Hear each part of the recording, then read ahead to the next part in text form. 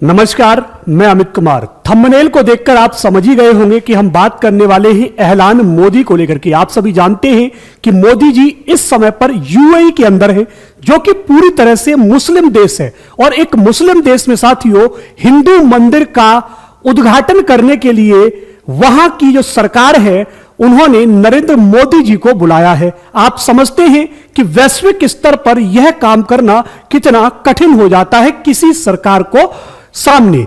यहां पर साथियों यूएई और भारत के संबंधों को किस प्रकार से मजबूती मिलेगी यह भी आज के इस वीडियो में मैं बताऊंगा। साथ ही साथ मुस्लिम देश में हिंदू मंदिर की क्या आवश्यकता पड़ी और आखिर क्यों मोदी जी को बुला करके वहां पर हिंदू मंदिर का उद्घाटन यूएई सरकार के द्वारा करवाया जा रहा है और क्या क्या बदलाव हमें देखने को मिलेंगे यूएई के अंदर, साथ ही साथ भारत के अंदर, जब यूएई और भारत के रिश्ते बहुत अधिक मजबूत हो जाएंगे। इस पर भी आज के वीडियो में हम चर्चा करेंगे। यहां पर बात कर लेते हैं कि प्रधानमंत्री नरेंद्र मोदी जो कि इस समय पर यूएई के अंदर हैं और वहां के जो राष्ट्रपति हैं, राष्ट्रपति शेख मोहम्मद बिन जायद अल नाहयान, सबसे पहले मोदी जी को रिसीव करते हैं और रिसीव करने के बाद में मोदी जी को गले लगाते हैं। गले लगाने के बाद उनको गार्ड ऑफ ऑनर भी दिया जाता है। जब कोई विशिष्ट व्यक्ति किसी देश में आता है और वहां की सरकार के द्वारा उसे अत्यधिक सम्मानित करना होता है तो एक गार्ड ऑफ ऑनर दिया जाता है जो कि सेना के द्वारा आयोजित किया जाता है।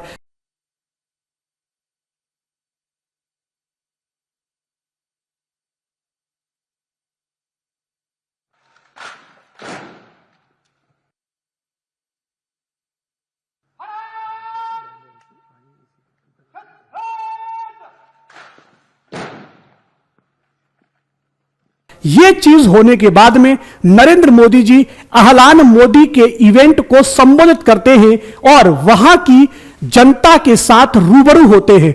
वहां पर बसे हुए मुस्लिम भाइयों और हिंदुओं के साथ वो इस संबोधन की शुरुआत करते हैं और वहां के लोगों के साथ वे कहते हैं कि भाइयों और बहनों, ये यूएई में बहुत ही बड़ा संगम है जहां पर हम अपनी संस्कृति को बचाने का एक काम कर रहे हैं।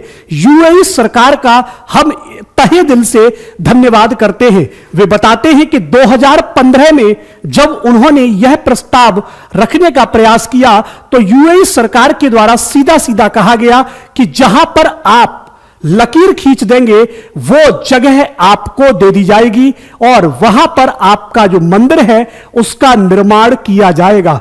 ये वो वाकया है साथियों जहां पर मंदिर का प्रस्ताव रखने का प्रयास नरेंद्र मोदी जी के द्वारा या कहें कि भारत सरकार के द्वारा किया गया और आज साथियों मंदिर का लोकार्पण किया जा रहा है, वो भी नरेंद्र मोदी जी के द्वारा। अगर हम इतिहास को जानने का प्रयास करें, बहुत सी सरकारें ये कहती हैं कि जो ये मंदिर है ये कांग्रेस की देन है या बीजेपी की देन है। तो इस पर चर्चा कर लेते हैं कि भैया यूएई का जो मंदिर जो अभी बनकर के तैयार हो रहा है, इसकी जो परिकल्पना है कि यूएई में एक हिंदू मंदिर होगा, इसकी परिकल्पना 1997 में की गई थी, ठीक है। और उसके बाद नरेंद्र मोदी की जब सरकार चल रही थी तो 2018 में पीएम मोदी जी के द्वारा इस परियोजना की शुरुआत की गई।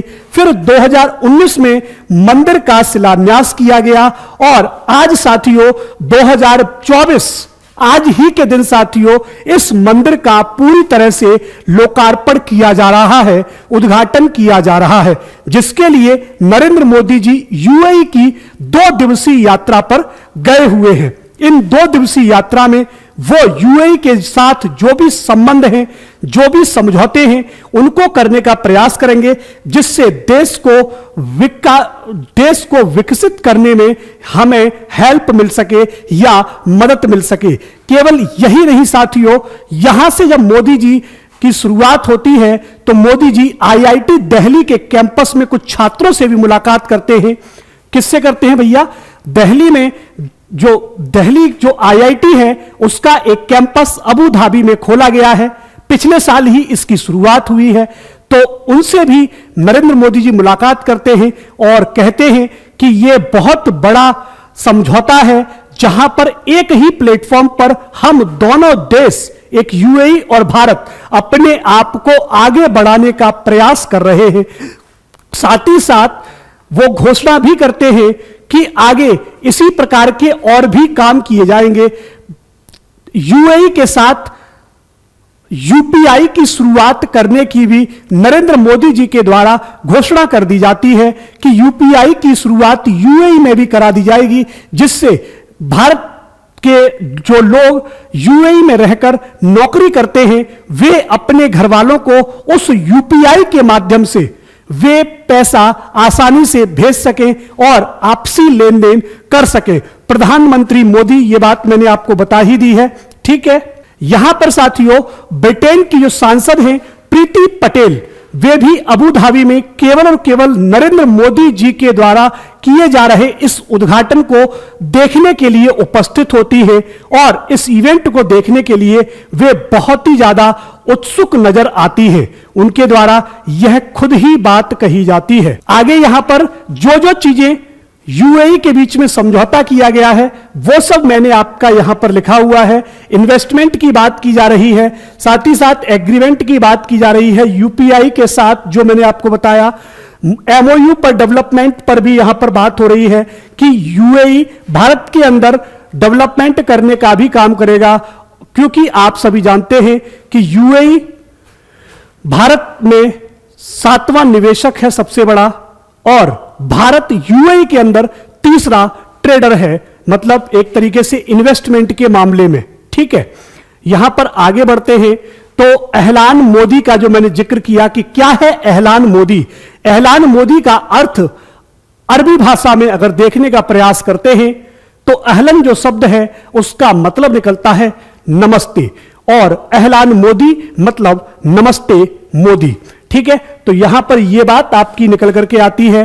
पीएम मोदी ने शेख जायद स्टेडियम में भारतीयों को संबोधित करते हुए कहा कि बीते 10 वर्षों में यह मेरी 7वीं यात्रा है और यह भारत का भी सौभाग्य है कि यहां के जो राष्ट्रपति हैं वो 4थी बार भारत को विजिट कर चुके हैं और भारत के लोगों ने राष्ट्रपति जी का तहे दिल से धन्यवाद किया है, सड़कों पर निकल करके अभिवादन किया है, जिसको राष्ट्रपति जी के द्वारा बहुत सराहा भी गया और यह भी कहा गया कि आगे भी ऐसे ही मजबूत रिश्ते भारत और यूएई के बने रहेंगे।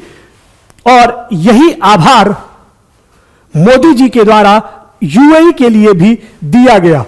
आगे यहां पर बीजेपी के हैंडल से हमें देखने को मिलता है, जहां पर मोदी जी ने यह बात भी कही है कि हम अभी 5वीं इकोनॉमी बन गए हैं, लेकिन अगर मोदी जी साथ ही साथ बीजेपी के ट्विटर हैंडल से देखने को मिलता है कि मोदी जी के द्वारा अपने तीसरे टर्म में भारत को तीसरी सबसे बड़ी अर्थव्यवस्था बनाने की गारंटी दी गई है। बहुत ही बढ़िया काम नरेंद्र मोदी जी के द्वारा किया जा रहा है, जिससे भारत की छवि देश विदेशों में काफी अच्छी हो रही है। प्रधानमंत्री श्री का स्वागत सत्कार कर रहे हैं। विश्व के समस्त भक्तगण की ओर से ये स्वागत स्वामी ईश्वर चरण दास जी ने किया।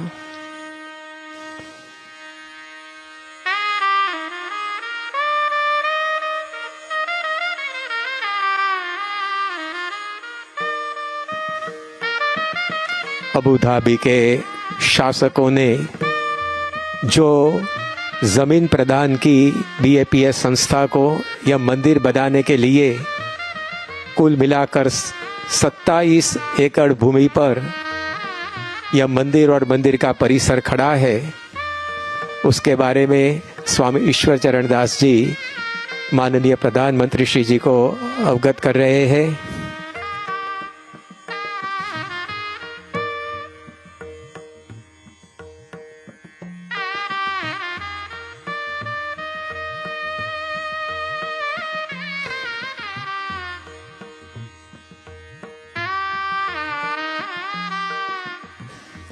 यहाँ से माननीय प्रधानमंत्री श्री मंदिर परिसर का अवलोकन कर रहे हैं।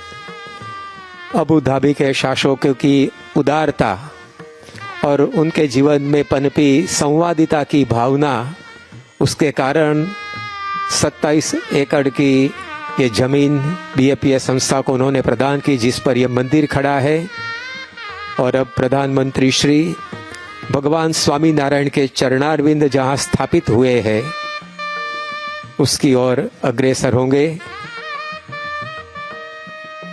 शारजाह के रण में प्रमुख स्वामी महाराज ने पदारविंद रखकर मंदिर का